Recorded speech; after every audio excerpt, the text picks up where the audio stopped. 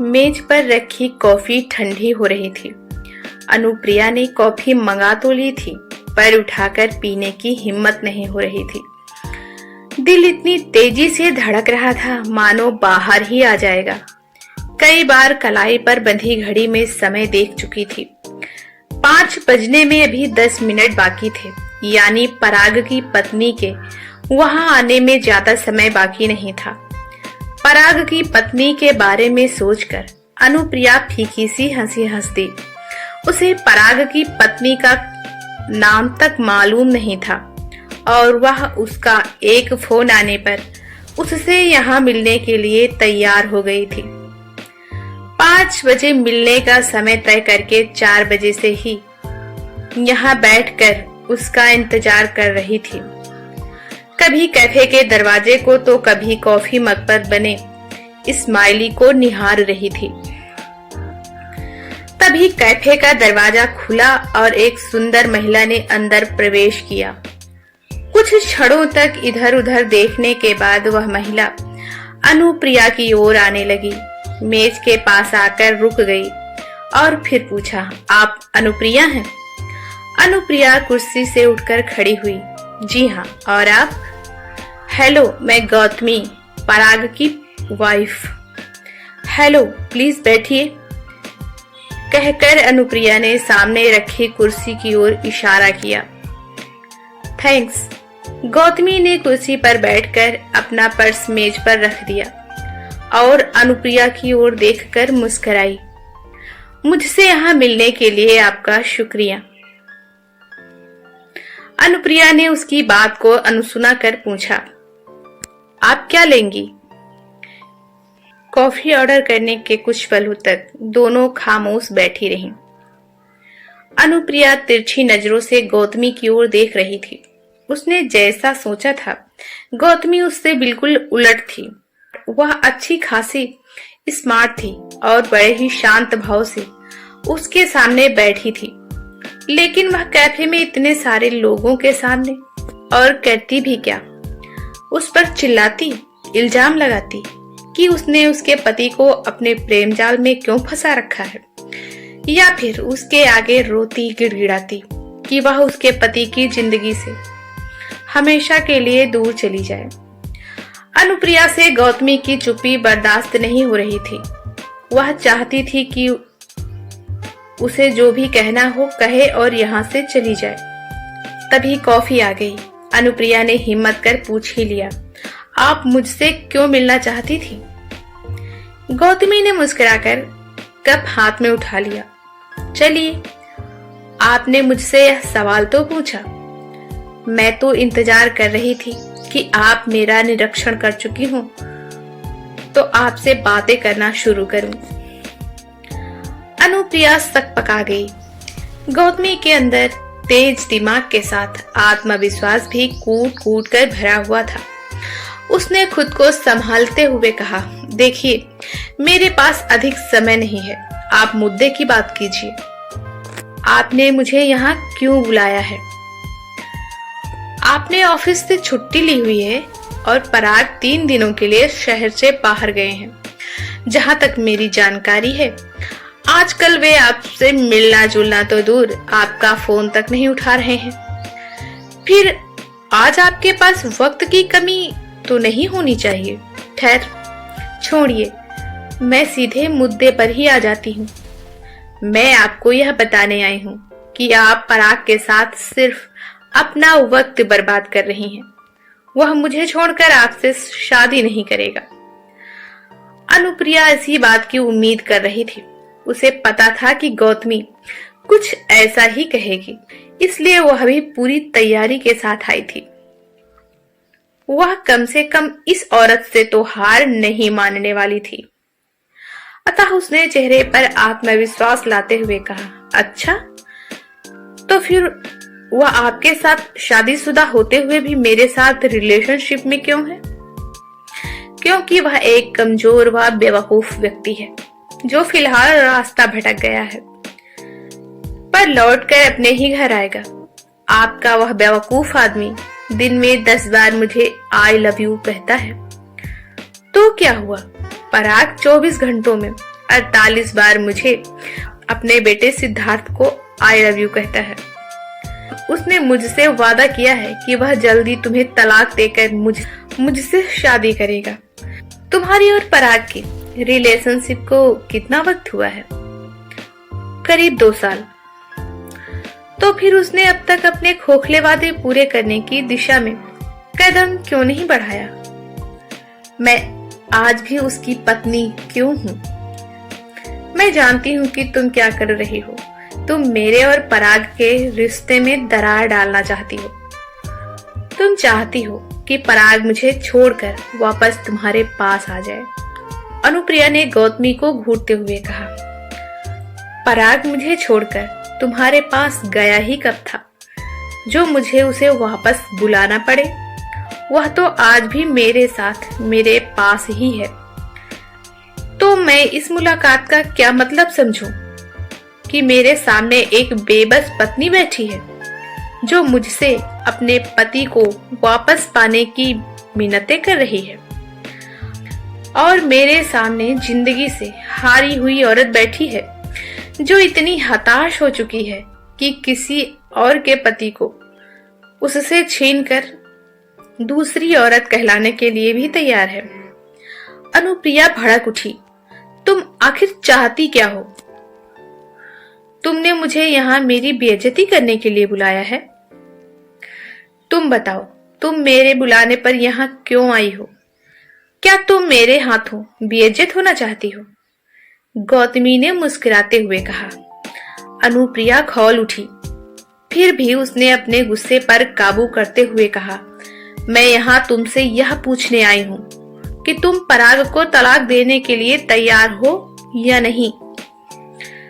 पराग ने मुझसे तलाक मांगा ही कब? नहीं मांगा तो अब मांग लेगा। हम दोनों जल्दी शादी करने वाले हैं।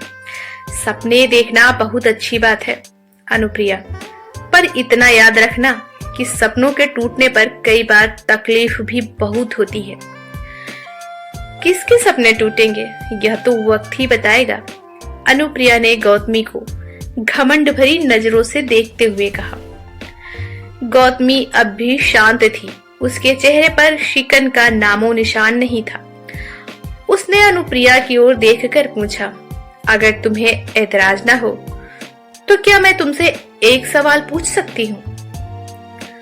अनुप्रिया के स्वीकृति देने पर उसने प्रश्न किया, तुम तलाकशुदा हो ना? मेरी निजी जिंदगी से जुड़े सवाल पूछने का तुम्हें कोई हक नहीं है गौतमी। अनुप्रिया ने गुस्से में कहा, मुझे पूरा हक है अनुप्रिया। तुमने मेरी निजी जिंदगी में दखल देकर मेरे पति को मुझसे छीनने की ठान रखी है। फिर मैं तो सिर्फ सवाल ही पूछ रही हूँ। अनुप्रिया के पास गौतमी के इस तर्क की कोई काट नहीं थी। उसने मन मारकर उत्तर दिया, हाँ, तुम्हारा तलाक क्यों हुआ? इस बात का मेरे और पराग के रिश्ते से कोई संबंध नहीं है। प्लीज अनुप्रिया, कुछ देर के लिए कड़वाहट भुलाकर मेरे प्रश्नों के उत्तर दो। संबंध का पता तुम्हें खुद ही चल जाएगा।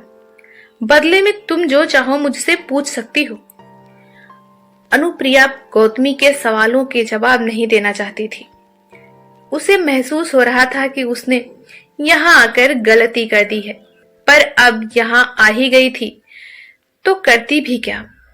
अगर वह चाहती तो यहाँ से उठकर जा सकती थी, पर ऐसा करके वह गौतमी के सामने खुद को कमजोर नहीं दिखाना चाहती थी।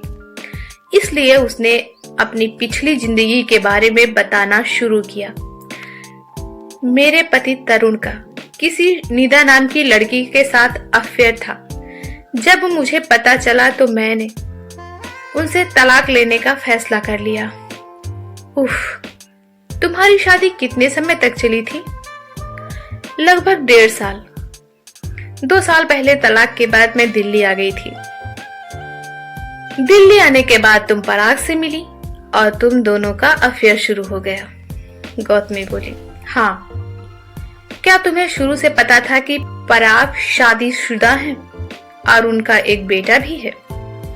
हाँ, मैंने उनके दफ्तर में आप तीनों की तस्वीर देखी थी। गौतमी कुछ क्षण चुप रही, फिर अनुप्रिया की ओर गंभीरता से देखकर बोली, क्या तुमने कभी तरुण को वापस पाने की कोशिश नहीं की? उसे इतनी आसानी से तलाक क्यों दे दिया? अनुप्रिया समझ रही थी कि गौतमी उसे अपनी बातों के जाल में फंसाना चाह रही है, पर उसने यह सवाल पूछकर अनुप्रिया को अपनी बात ऊपर रखने का बहुत अच्छा मौका दे दिया। उसने बिना वक्त गंवाए उत्तर दिया, नहीं, क्योंकि ऐसे आदमी के साथ रहने का कोई फायदा नहीं है जो किसी और से प्यार करता हो, इसलिए मैंने उसे तलाक दे दिया। तुम्हें भी पराग को तलाक देकर आजाद कर देना चाहिए। स्मार्ट मूव, गौतमी ने हंसते हुए कहा, पर तुम में और मुझ में बहुत फर्क है। मैं पीठ दिखा या मैदान छोड़कर भागने वालों में से नहीं हूं। इस औरत पर तो किसी बात का कोई असर ही नहीं हो रहा है, पता नहीं किस मिट्टी की बनी है। सोचकर अनुप्रिया मन ही मन खींच उठी, फिर तल्खी भरे स्वर में कहा, मैंने तुम्हारे सवालों के जवाब दे दिए, अब सवाल पूछने की बारी मेरी है। ठीक है, पूछो। अनुप्रिया ने गौतमी की आंखों में आंखें डालकर पूछा, तुम्हारा पति मेरे साथ रिलेशनशिप में है, यह जानते हुए भी तुम यहाँ बैठकर मेरे साथ कॉफी पी रही हो, ऐसा क्यों? तुम्हारे इस सवाल का जवाब मैंने तो यहाँ आते ही दे दिया था। मैं तुम्हें यह बताने आई हूँ कि पराग तुमसे शादी नहीं करेगा, और मैं भी तुम्हें बता चुकी हूँ कि पराग तुमसे नहीं मुझसे प्यार करता है। वह बहुत जल्दी मुझसे शादी करेगा। अगला सवाल, गौतमी ने कॉफी का घूंट भरते हुए पूछा, क्या तुम्हें मुझसे डर नहीं लगता है? अनुप्रिया को लगा कि अब मुस्कुराने की बारी उसकी है। बिल्कुल नहीं, डरता वह है जो गलत होता है। तुम अपने पति से धोखा खाकर तलाक ले चुकी हो और अब खुद दूसरी औरत बनकर पराग की जिंदगी में पड़ी हो। अब तुम्हें दूसरी बार भी धोखा ही मिलने वाला है। डरना तो तुम्हें चाहिए अनुप्रिया। अनुप्रिया के चेहरे से मुस्कान के साथ रंग भी उड़ गया। वह दांत पीसते हुए बोली, हाउ डियर यू। गौतमी ने सीधे बैठते हुए कहा, बस इतनी बात पर तुम्हें गुस्सा आ गया? मैं तुम पर कटाक्ष नहीं कर रही हूँ, बल्कि तुम्हें सच का आईना दिखा रही हूँ। और सच तो सबको मीठा नहीं लगता है ना? तुम्हें क्या लगता है मैं तुम्हारी बातों से डर जाऊंगी? अनुप्रिया ने आंखें तरेरी। गौतमी ने हौले से हंसकर कहा, तुम्हें डराने का मेरा कोई इरादा भी नहीं है। यह तुम भी जानती हो कि तुमने मेरे साथ बहुत गलत किया है, पर क्या मैंने कभी तुमसे बदला लेने के लिए कुछ भी किया है? तुम पर चीखी चिल्लाई या इल्जाम लगाए? अगर मैं ऐसा कुछ भी करूं तो तुम्हें भी पता है कि कितने सारे लोग तुम्हें गलत कहेंगे और कितने मुझे सही कहेंगे। अनुप्रिया चुप हो गई तो गौतमी ने आगे कहना शुरू किया, मैं जब से यहाँ आई हूँ तुमने बस एक ही रट लगा रखी है कि पराग तुमसे शादी करेगा, पर कब करेगा? क्या तुम बस मुझे इतना बता सकती हो? जल्द ही कब अनुप्रिया? अगर पराग मुझे तलाक ही नहीं देगा तो तुमसे शादी कैसे करेगा? कभी तुमने यह सोचा है?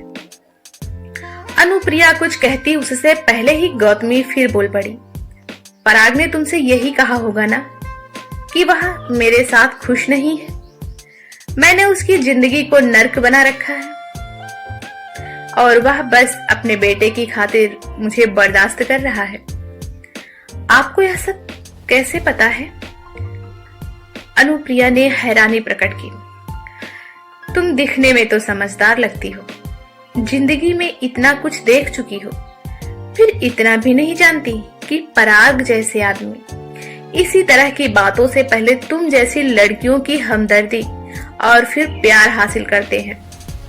अब यह मत कहना कि तुम नहीं जानती थी कि पराग तुमसे झूठ बोल रहा है।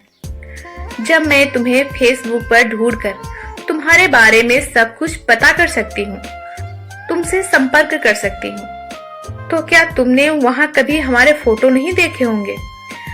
अभी कुछ हफ्ते पहले ही हमारी शादी की सालगिरह थी। तुमने तस्वीरों में देखा भी होगा कि हम साथ में कितने खुश थे। क्या तुमने इस बारे में पराग से कोई सवाल नहीं किया? पराग ने कहा था कि तुमने उसे बिना बताए पार्टी का आयोजन किया था। उसे मजबूरी में शामिल होना पड़ा। अच्छा, तुम्हारी जानकारी के लिए बता दूं कि पराग ने खुद मेरे लिए सरप्राइज पार्टी रखी थी। अगर तुम अपनी आंखों से प्यार की पट्टी हटाकर दिमाग का इस्तेमाल करते हुए उन तस्वीरों को ध्यान से देखोगी तो शायद तुम्हें सच नजर भी आ जाए। और यह केवल उन तस्वीरों की बात नहीं है। क्या तुमने खुद कभी यह महसूस किया कि पराग सच में तुम्हें तलाक देना चाहता है? उसने तुमसे वादे तो बहुत किए, पर क्या कभी कोई वादा पूरा भी किया? तुम उसकी खातिर यहाँ मेरे सामने आकर खड़ी हो, पर पराग कहाँ है? क्या वह भी तुम्हारे लिए दुनिया का सामना करेगा? उसने तुम्हें अपने दोस्तों या परिवार से मिलवाया? खुद तुम्हारे दोस्तों या परिवार से मिलने के लिए तैयार हुआ? वक्त रहते संभल जाओ अनुप्रिया, अभी भी कुछ नहीं बिगड़ा है। पराग के वादों की तरह ही उसका प्यार भी खोखला है। अनुप्रिया के हाथ पांव सुन्न पड़ने लगे थे। गौतमी की कही एक एक बात उसके दिल को छलनी करती जा रही थी। गौतमी की बातें कड़वी जरूर थी, मगर कहीं न कहीं उनमें सच्चाई भी थी। उसने अपने ही दिमाग में एक एक बात का विश्लेषण करना शुरू किया। आज तक जब भी उसने पराग के परिवार से मिलने की बात की या उसे अपने माता पिता से मिलवाने की, पराग ने हर बार उसे कोई ना कोई बहाना बनाकर टाल दिया। जब भी वह अपनी पत्नी और बेटे के साथ कहीं घूमने फिरने जाता या किसी समारोह में शामिल होता और वह उस पर नाराज होती, तो वह उसे अपनी मजबूरी का हवाला देकर सारी बात गौतमी पर डाल देता। तस्वीरों को लेकर भी उसने 1000 झूठ बोले थे, जिन्हें उसने पकड़ भी लिया था, पर अपने रिश्ते में शांति बनाए रखने की खातिर चुप रही। उनकी मुलाकातें भी तो दुनिया की नजरों से छिप छिप कर अनुप्रिया के घर पर होती थी। ऑफिस में बाकी स्टाफ का तो समझ सकती थी, पर पराग तो अपने दोस्तों के सामने भी उससे इस तरह व्यवहार करता था जैसे एक सीनियर अपने जूनियर से करता है। वह जब भी उससे शादी की बात करती, वह एक नया बहाना बनाकर बात टाल देता। उसने पराग को अपना सब कुछ मान लिया था, पर वह पराग के लिए क्या थी? गौतमी सही ही तो कह रही है कि इस रिश्ते में पराग ने उसे खोखले वादों के अलावा और कुछ नहीं दिया, और अब वह कुछ दिनों से उससे कटा सा भी रहने लगा है। ना उससे मिलने उसके घर आता है और ना ही फोन करता। वह उसे फोन करके नाराजगी जताती तो काम या सिरदर्द का बहाना बना देता। उसे तो यह बात भी एक सहकर्मी से पता चली थी कि वह 3 दिनों के लिए शहर से बाहर जा रहा है। सारी बातें इसी ओर इशारा कर रही थी कि पराग उससे दूर भाग रहा है। अपने मन के भीतर किसी छोटे से कोने में अनुप्रिया को भी इस बात का एहसास है। पहले तरुण ने उसकी जिंदगी बर्बाद की और अब पराग ऐसा करने चला था। अनुप्रिया की चुप्पी देखकर गौतमी ने आगे कहा, तुम यह मत सोचना कि मैं सारा इल्जाम तुम पर लगा रही हूँ। ऐसा बिल्कुल नहीं है। जो भी हुआ है उसमें तुमसे कहीं अधिक दोष पराग का है। जिस वक्त तुम दिल्ली आई तुम बेहद संवेदनशील थी। ऐसे में पराग ने तुम्हारी कमजोरी का फायदा उठाया, जिसे तुम उसका प्यार समझ बैठी। तुम्हें गहरा आघात लगा था, तुम अवसादग्रस्त थी, पर पराग तो बिल्कुल ठीक था ना। वह अपने स्वार्थ की पूर्ति करता रहा, वह दोहरी जिंदगी जीता रहा, एक मेरे और सिद्धार्थ के साथ और दूसरी दुनिया से छिप छिप कर तुम्हारे साथ। वह तुमसे झूठ बोलकर तुम्हारा फायदा उठाता रहा और तुम इसे उसका प्यार समझती रही। गौतमी की बातें सुनकर अनुप्रिया की आंखें भर आईं। उसने डबडबाई आंखों से गौतमी की ओर देखकर सवाल किया, आपने पराग से इस बारे में बात की होगी, उसने क्या कहा? जब मुझे तुम्हारे और पराग के बारे में पता चला और मैंने उससे इस बारे में सवाल किया तो उसने कहा कि तुम उसके पीछे पड़ी थी। वह तुम्हारी बातों में आकर बहक गया। उसने मुझसे बार बार माफी मांगी और सिद्धार्थ का वास्ता देकर कहा कि वह अब तुमसे कभी नहीं मिलेगा। उसने ट्रांसफर के लिए अर्जी भी दे दी है। यह सुनकर अनुप्रिया की आंखों से आंसू बह निकले। वह पराग जिसने कई हफ्तों तक उसका पीछा किया, उसे अपने प्यार का एहसास दिलाने के लिए इतने जतन किए, अपनी खराब व तनावपूर्ण शादीशुदा जिंदगी का हवाला देकर उसके दिल में अपने लिए हमदर्दी जगाई। जो कभी उसके लिए दुनिया से लड़ जाने की बातें किया करता था, आज पकड़े जाने पर कितनी आसानी से सारा दोष उसके सिर मढ़कर खुद बच निकल जाना चाहता है। उसने सिर झुकाकर रुंधे स्वर में कहा, मुझे समझ नहीं आ रहा है कि मैं आपसे क्या कहूँ, मैं आपसे किस तरह माफी मांगूं। सब कुछ आईने की तरह साफ था, फिर भी मैं जानबूझकर अनजान बनी रही। मैंने आपके साथ बहुत गलत किया। गलत तो हम दोनों के साथ हुआ है अनुप्रिया। यदि मैं केवल तुम्हें दोषी मानती तो आज यहाँ बैठकर तुमसे बातें नहीं कर रही होती। सच पूछो तो मुझे तुमसे कोई शिकायत नहीं है। पराग ने हम दोनों को धोखा दिया है। और रही बात माफी की, तो मैं यहाँ तुम्हारी माफी की उम्मीद से नहीं आई थी। मेरा मकसद केवल तुम्हें सच से रूबरू कराना था। गौतमी की कही बात ने अनुप्रिया के दिल को और भी अधिक छलनी करके उसे आत्मग्लानि के बोझ तले दबा दिया। उसे यह सोचकर शर्म आ रही थी कि वह इस भली औरत का घर तोड़ने चली थी और यह औरत उस पर दोषारोपण करने के बजाय यहाँ बैठकर उससे सहानुभूति प्रकट कर रही है। साथ ही साथ अपने आप पर भी तरस आ रहा था। उसमें अब फिर से एक बार खुद को समेटने की ताकत बाकी नहीं थी। गौतमी ने उसकी हालत देखकर उसे दिलासा देने की कोशिश की। अनुप्रिया, तुम हिम्मत मत हारो। उस वक्त तुम जैसी मानसिक स्थिति में थी, ऐसे पराग तो क्या, उसके जैसा कोई भी विकृत मानसिकता का पुरुष तुम्हारा फायदा उठा सकता था। मैं यह नहीं कह रही हूँ कि जो कुछ हुआ उसमें तुम्हारा कोई दोष नहीं है। गलती तुमसे भी हुई है।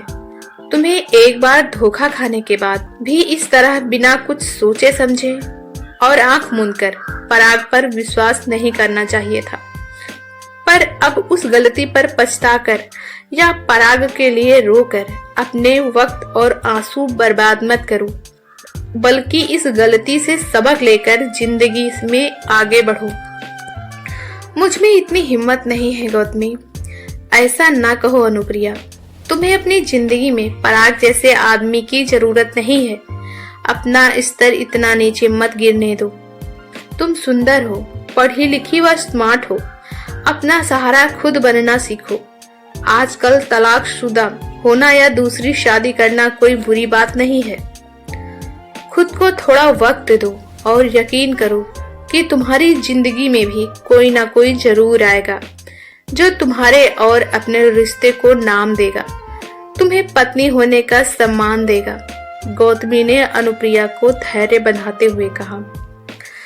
गौतमी की बात सुनकर अनुप्रिया ना चाहते हुए भी मुस्कुरा उठी और फिर अपने आंसू पोंछते हुए बोली, मैं कितना कुछ सोचकर यहाँ आई थी। मैं आपको अपने रास्ते से हटाना चाहती थी और आपने मुझे ही सही रास्ता दिखा दिया। आप उम्र में मुझसे बड़ी हैं। अगर आपको ऐतराज ना हो तो क्या मैं आपको दीदी कह सकती हूँ? गौतमी के मुस्कुराकर सहमति देने पर उसने हाथ जोड़कर कहा, मुझे माफ कर दो दीदी, मुझसे बहुत बड़ी गलती हो गई। मैं भी आपके साथ वही करने जा रही थी। जो कभी निदा ने मेरे साथ किया था। गौतमी ने आगे बढ़कर अनुप्रिया के जुड़े हाथों को थामकर कहा, तुम्हें माफी मांगने की जरूरत नहीं है अनुप्रिया। बस जो मैंने कहा है उस पर विचार करना, सिर उठाकर अपने जीवन में आगे बढ़ने का प्रयास करना। मैं वादा करती हूँ कि आज के बाद मेरी जिंदगी में पराग या उसके जैसे किसी भी आदमी के लिए कोई जगह नहीं होगी। मैं आगरा वापस चली जाऊंगी, अपने मम्मी पापा के पास रहकर कोई नौकरी ढूंढ लूंगी। आज अनुप्रिया खुद को बेहद हल्का महसूस कर रही थी। ऐसा लग रहा था मानो सीने से कोई बोझ उतर गया हो। वह भले ही अपने मुंह से खुद को सही कहती आई हो, पर उसके मन में बैठा चोर तो यह जानता था कि वह गलत कर रही है, और अब वह दुनिया से अपराधी की तरह छिपकर नहीं, इसी तरह खुलकर जीना चाहती थी। गौतमी के शब्दों ने उसके भीतर एक सकारात्मक ऊर्जा का संचार कर दिया था। उसने गौतमी से आग्रह करके फिर कॉफी का ऑर्डर किया और इधर उधर की बातें करने लगी।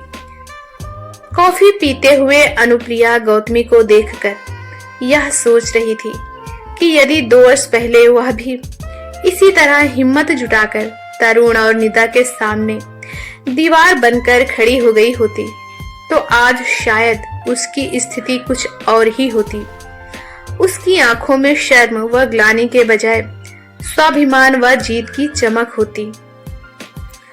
वह अपनी शादी को बचा पाती या नहीं, यह तो वक्त ही बताता, पर कम से कम मन में यह संतोष तो होता कि उसने अपने रिश्ते को बचाने का पूरा प्रयास किया। और आज वह इतनी बड़ी गलती करके गौतमी के सामने शर्मिंदा होने से बच जाती। काश उसका दिल व सोच का दायरा गौतमी की तरह बड़ा होता। आज गौतमी के साथ पी कॉफी ने जिंदगी व रास्तों के प्रति उसकी सोच ही बदलकर रख दी थी। अच्छा, अब मैं चलती हूँ। सिद्धार्थ को माँ जी के पास छोड़कर आई हूँ, उसने परेशान कर रखा होगा। कहते हुए गौतमी उठ खड़ी हुई। गौतमी जाने के लिए मुड़ी ही थी कि अनुप्रिया ने उसे रोका। गौतमी दीदी। गौतमी के पलट कर देखने पर उसने वह प्रश्न पूछ लिया जो उसे बेचैन कर रहा था। आपने पराग को इतनी आसानी से कैसे माफ कर दिया? सिद्धार्थ के लिए?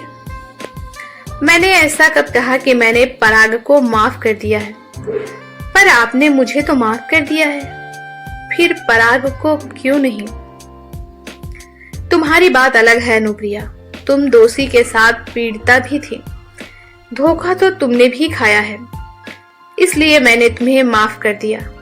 तुम मेरी कुछ नहीं लगती थी, पर पराग तो मेरा अपना था ना। उसने जानबूझकर मुझे धोखा दिया। यदि मैंने उसे रंगे हाथों नहीं पकड़ा होता तो वह आज भी मुझसे छिपकर तुमसे मिल रहा होता। पर अब तो वह अपना ट्रांसफर करा रहा है। मेरा यकीन मानिए, अब हम दोनों कभी नहीं मिलेंगे। क्या अब भी आप उसे माफ नहीं करेंगी? गौतमी ने अनुप्रिया की ओर डबडबाई आंखों से देखकर कहा, तुम्हें क्या लगता है कि तुम पराग की पहली और आखिरी गलती हो? तुमसे पहले भी ऐसी गलती और पश्चाताप कर चुका है।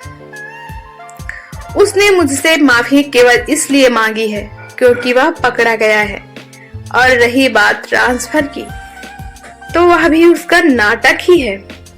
उसे सुधरना होता तो पहली बार गलती पकड़े जाने पर ही सुधर गया होता।